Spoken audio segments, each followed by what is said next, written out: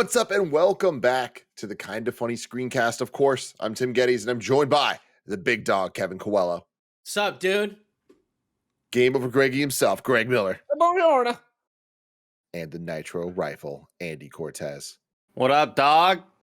Andy, before the show, you introduced me to a movie that I've never even heard of called Blankman. Yeah. You want to give the pitch on this? Well, yeah, the Greg, kids at home? Greg mentioned we should do Blankman in review, and I said, oh my God, Greg, like if there's ever been a 2 p.m. during the summer vacation in elementary school on HBO, it was Blankman. That was the movie shown. It's starring Damon Wayans, David Alan Grier, and yeah, I think it's just like one of those phenomenal 90s superhero movies that people say that Kevin Feige kind of took inspiration from. 100%. That's the big thing, Tim. It's really, honestly, kind of alarming that you didn't know what Blankman was, and we sent you to see Doctor Strange: Multiverse of Madness ahead of time, because that means Blankman could have popped up in there, and you didn't even get the reference. I wouldn't even know. Upsetting. I'm gonna, you know what I mean. I don't need you to spoil it for me, but I think that's something we need to know. So I mean, I will say, now looking at this guy's face, I'm seeing, I'm like, oh, now the entire movie makes sense. Yeah. You know what I Sam mean? Raimi was a a big lot of fan. things It's in well known. context. Big fan, Yeah. Sam Raimi.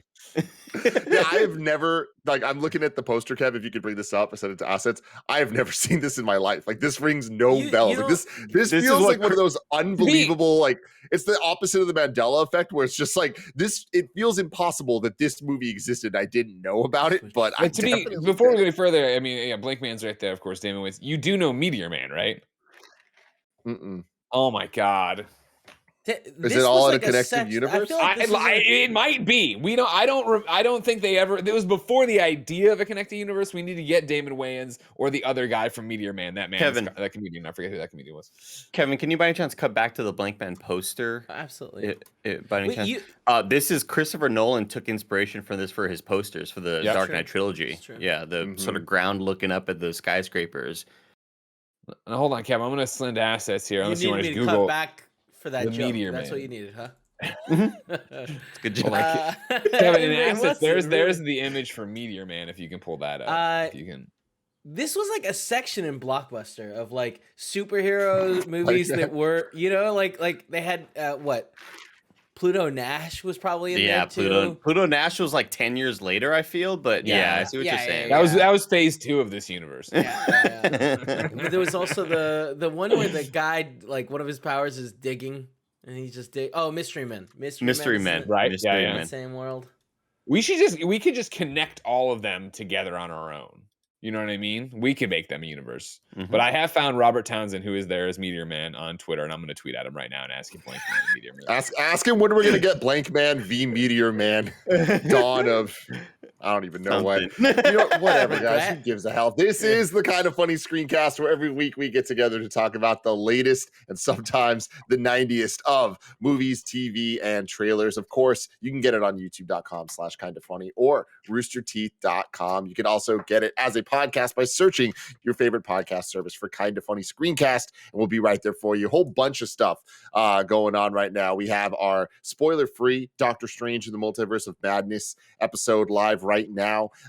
We're doing the finale of Moon Knight currently. You're watching it or listening to it, and then later today we're going to be doing a live reaction to the Obi-Wan Kenobi trailer that they just dropped, and then later in the week, not on this show screencast, but on our other show, Kind of Funny in Review, we are going to be ranking, reviewing, and recapping full spoilers into the Multiverse of Madness, and I'm very excited about that. And then the following week, so next week, we're going to be doing in review for Moon Knight, where we're going to be actually ranking it against the rest of the MCU, and Nick Scarpino will be joining us for that. He just could not make it today.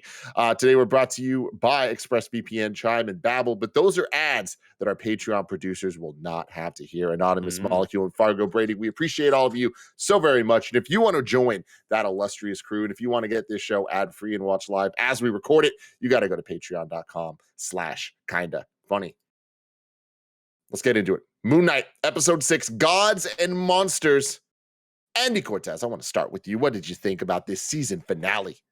Oh, I thought you were going to say Gods and Monsters. The title was changed to Kevin. What's the game? What's the fucking Phoenix Ubisoft Rising, game? Phoenix Rising, yeah, Immortals Phoenix Rising. There we go. Moon Knight. Still got it, everybody. Still got it, everybody. I don't think maybe has to explain that joke that way. I'm right on it. Tim, set it up again, and then Kevin, edit this out, all right? Yeah. Man, Yeah, Greg, I haven't edited a video for this company in like 4 years. That fucking face, Kevin, that laugh. All right, anyway, reset. Andy Cortez, what did you think about Moon Knight episode 6? Gods and monsters. Kind of a bummer. Kind of a bummer. Didn't really like it a whole lot. I think this episode peaked with episode 5, and I feel like episode 6 kind of gave us the worst of all possibilities when it comes to these Disney shows, which just becomes two giant fucking not mecha, but what's the word I'm looking for? Kaiju. I just was not expecting that. At one point, I thought maybe this is just symbolism of like the inner battle happening. No, like his cane actually knocked over a car or whatever. Yeah, it just kind of stunk in a lot of different ways. I feel like near the end, when Khonshu is pleading with Mark to kill Arthur, and that switch happens so fast. Layla's just like, no, but you're in charge now. You're right. You want it, you do it yourself. It's like, damn, there was like no hesitation there, just like an immediate switch. I feel like things are just really, really rushed. I just feel really underwhelmed with this as a series, unfortunately. And yeah, I mean, now we're getting to the part of these Disney shows where it's like, man, I think I dislike more than I like. And that's kind of really sad for me. Greg Miller. Yeah, I'm with Andy on pretty much everything he said there, right? I don't know about the whole dislike more than like thing, but this is the first, time we've gotten to the end of one of these Disney Plus shows, and I'm like, thank God that's over. And it's not because it was terrible. Like you go back and you watch all these interviews. There's definitely parts that I enjoyed about this. I still think Oscar Isaac and Ethan Hawke are incredible actors, and for the most part, are great in their scenes. Ethan Hawke, especially, I think, is just dynamite.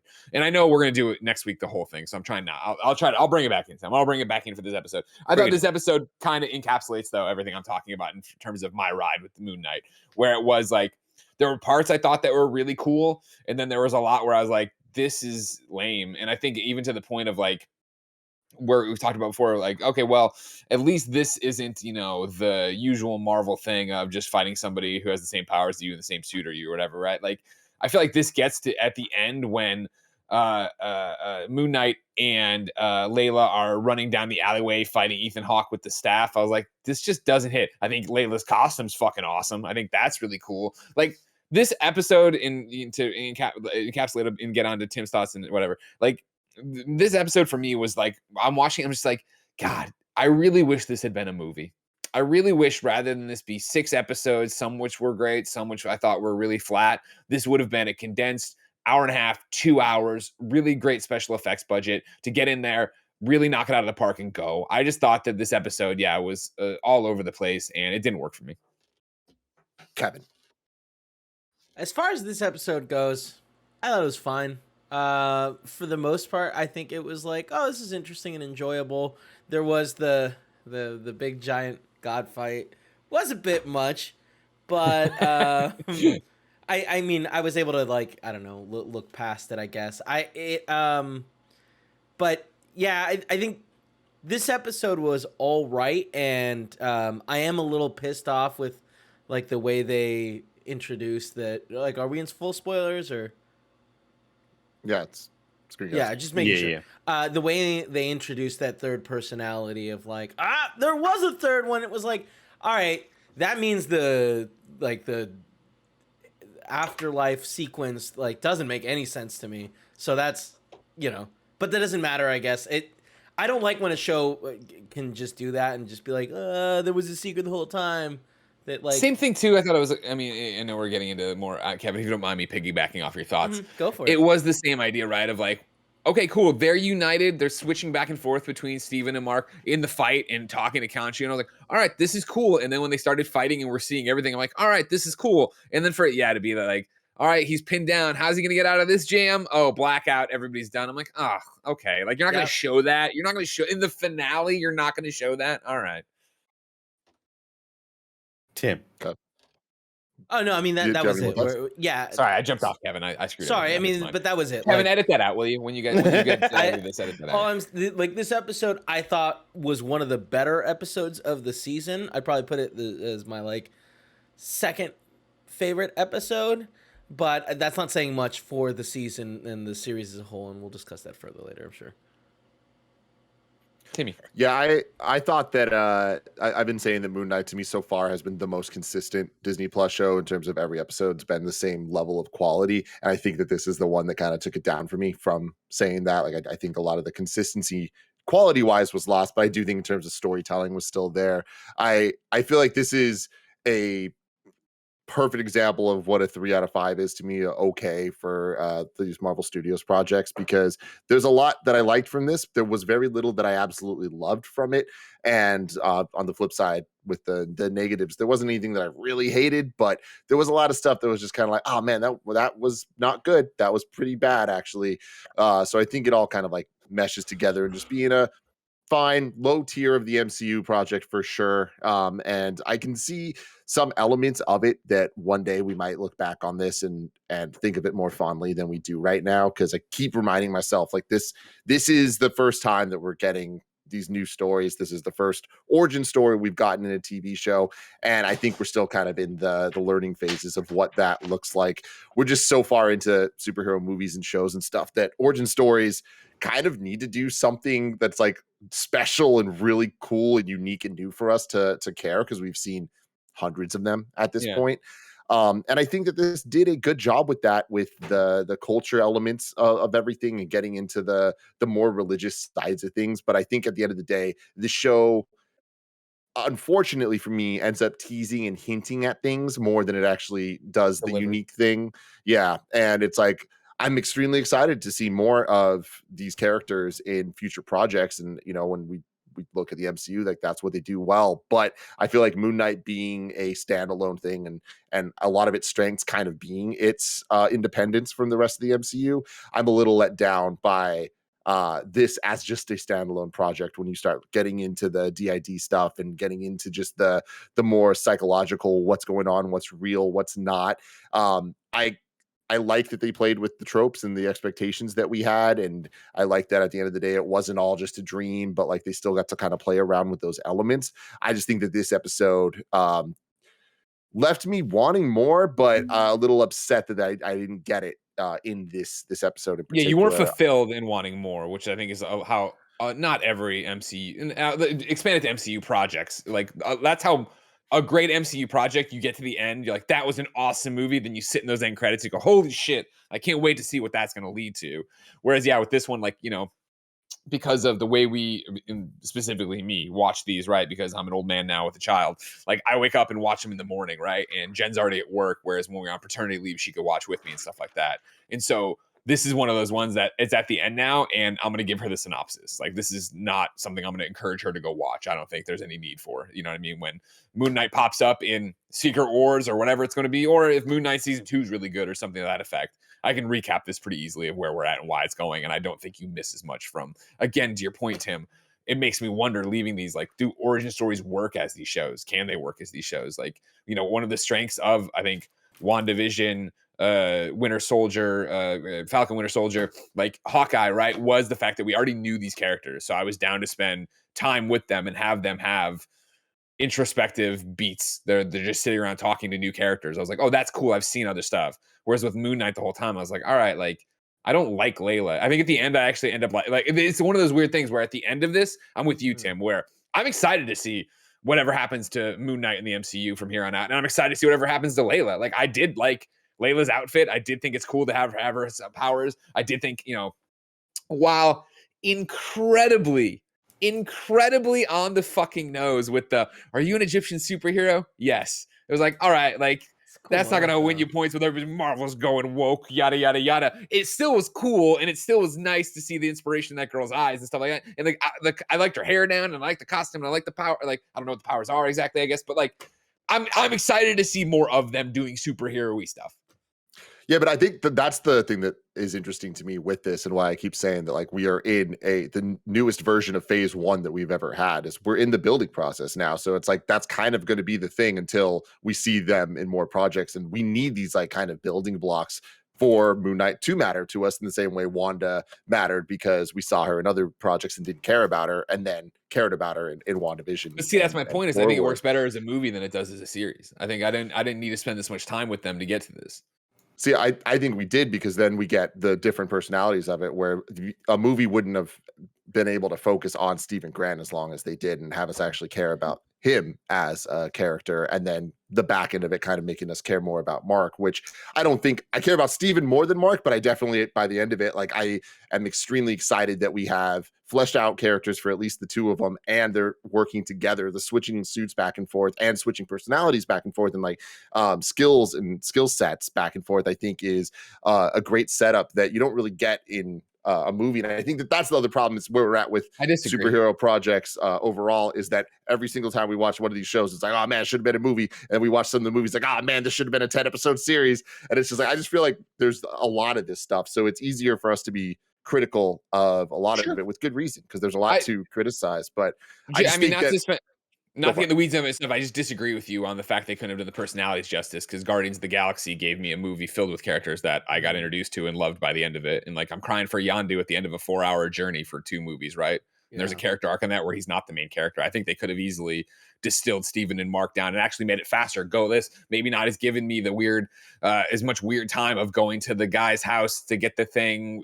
And I didn't even know who these people were yet, and trying to make me care about Layla's relationship at the time. I thought they did a bad job with that. I think it would have been stronger to make it be like, cool, here's Stephen, here's Mark, here's Layla, here's Khonshu, and here's the bad guy. And we're less going to go tomb rating. Yeah, I feel like we've also seen a lot of movies that have done like multiple personality things and made you care about them. Multiplicity.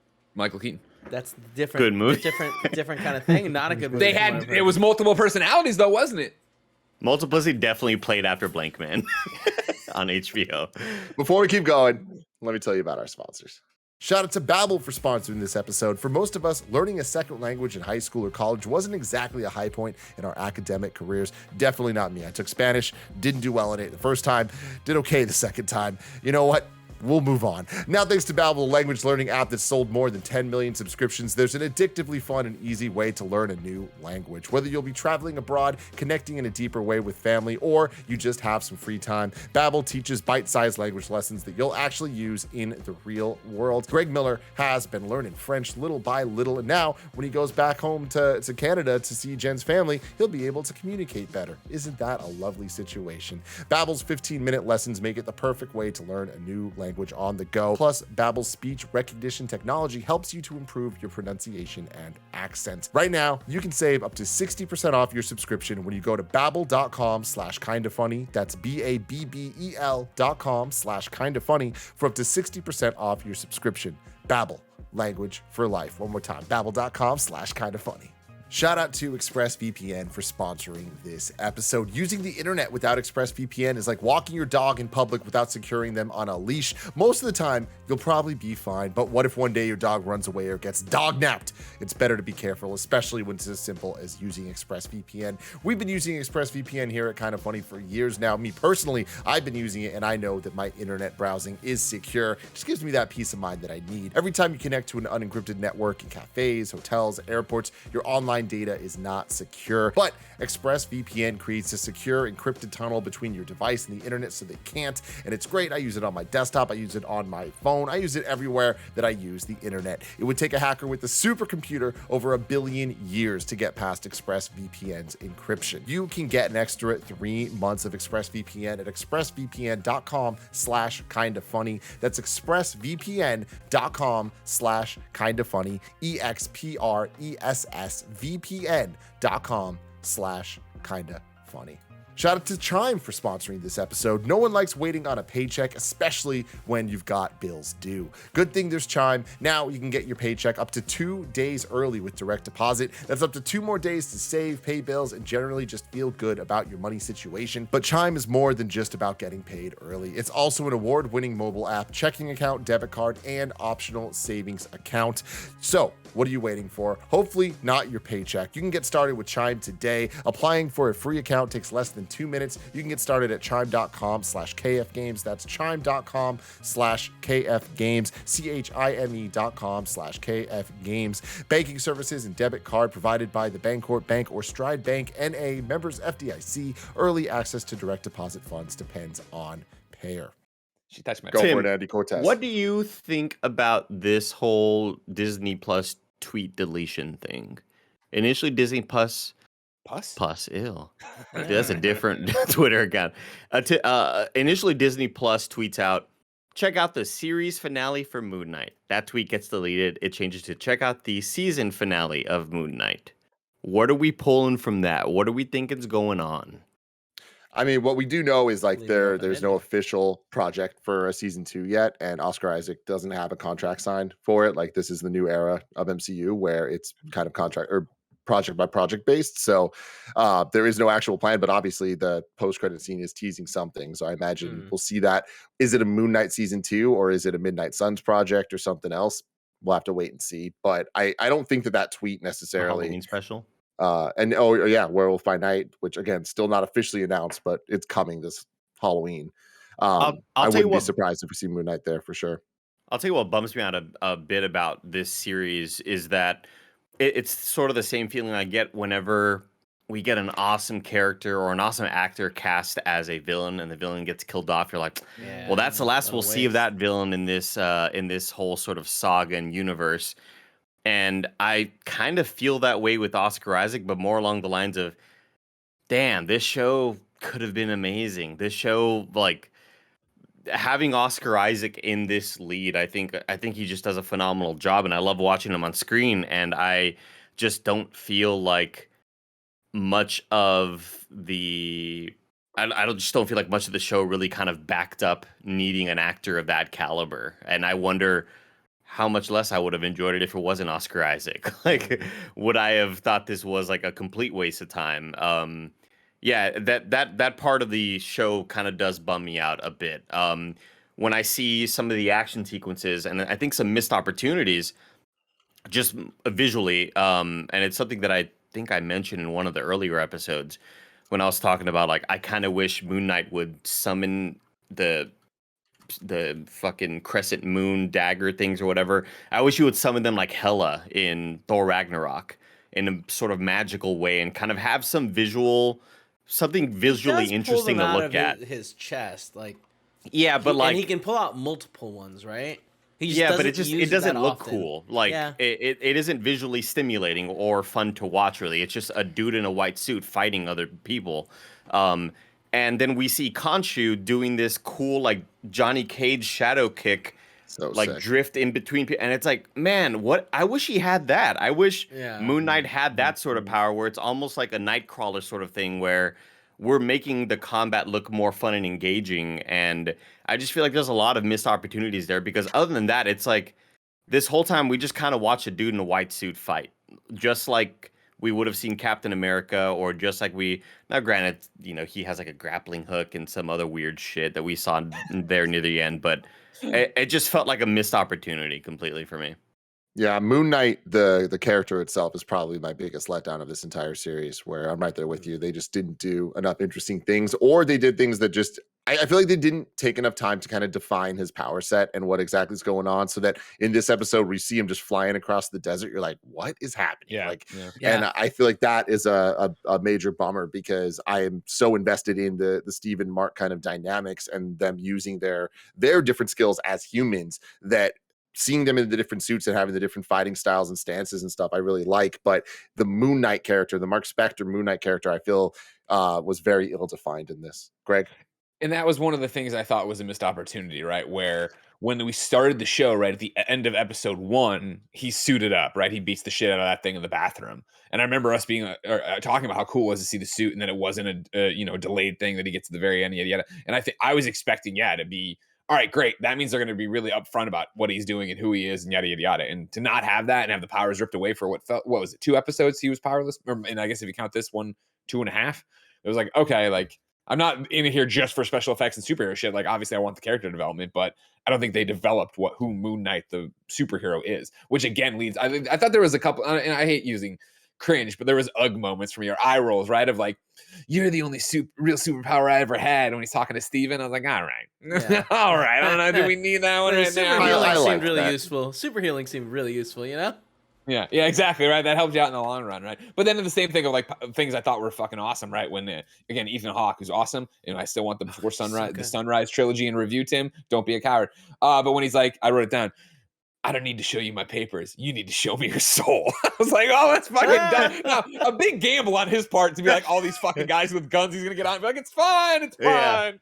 I hope but I they was like, sure that's fucking cool. And then the effect of ripping them out was cool. And then Tawet talking through the dead bodies to Layla, that was Sick. cool. Creepy. Very Yeah, sick. creepy. This episode started, I was like, here we fucking go. We're eating today. And then I was like, Yeah, but right there, Ethan Hawke's got to be thinking, I hope they let me drop down this fucking scepter. Like, they may see me lifted and just like unleash on me. I think that something that I did like a lot was the kind of like slow paced and focus on the character, like the human characters, more so than the superhero stuff. So I liked the taking away the power. I just think that it getting back in the last episode and just kind of being a little over exaggerated didn't vibe with me. I did like the action scene that it seems like Andy didn't on the streets where they're both kind of running and it's the tracking shot. I thought I liked that, and I liked when Steven popped up with the sticks and was like, Yeah. Well, I mean, I didn't. You said what you said, Andy. You said what you said. Let the Kevin read back the record. I wanted. Andy said I just hated it. I wanted cooler shit there. In addition to all the other times we saw him fighting, instead of just getting stabbed a bunch. It's just like, I don't know. It's just not visually fun to watch or cool to watch. Yeah, I feel it. I liked it for the switching mainly, and I liked how a lot of the times the switching happened off camera, and like you would just see different elements kind of come in as you see Steven in the just like actual suit, kind of like more brawly type, and then Moon Knight using more of the grapples and shit. Like I thought the choreography of that was interesting and fun.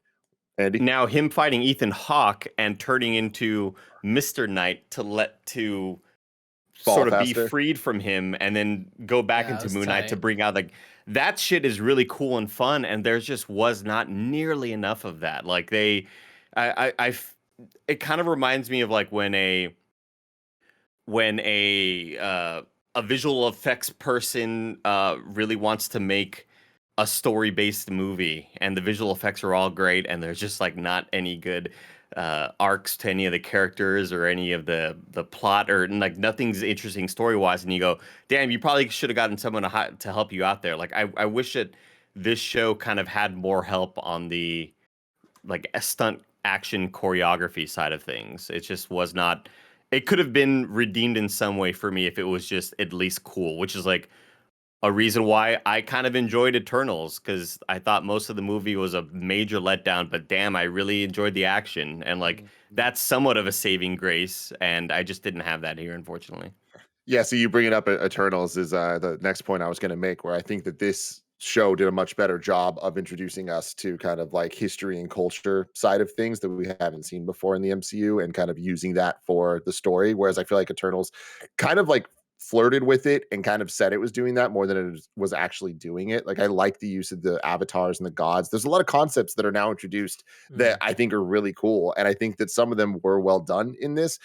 Some of them I think were a little bit rushed, which feels weird. Like Layla getting the powers is super cool. It was totally foreshadowed. I think if anything, this show is consistent in its delivering on whatever it foreshadowed in any episode. I feel like every line of dialogue in episodes 1 and 2 are then completely like there's a callback to them and realized in 5 and 6 specifically.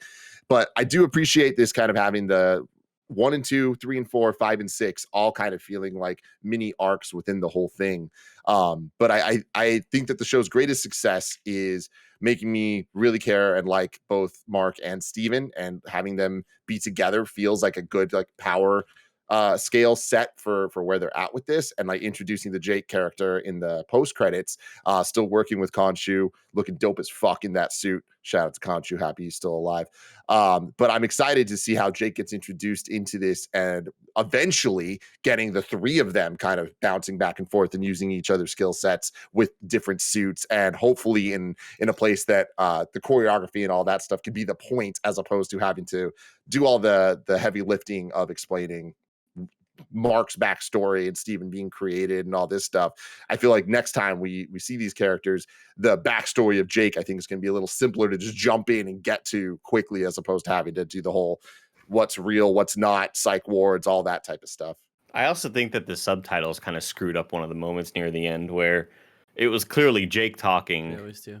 In that final line to Ethan Hawke there in the psych ward, and it said, like, the subtitles will always sort of identify this is as Mark or as Steven, and it said as Mark, but it was clearly like that accent, you know, it was clearly that Jake accent that he's kind of put on a few other times throughout the rest of the show, and I think largely near the end, I feel like the show tried to be too heady and too kind of thought-provoking for its own good. Like, I think it tried to get too smart for its own good, to be honest with you. Like, getting towards the end with that final sequence in the psych ward, and then him waking up again and the music playing again. Like, I think in any world where the story was really damn good and we loved every episode of this show and it ended that way, we'd go, fuck yeah, that's a damn show.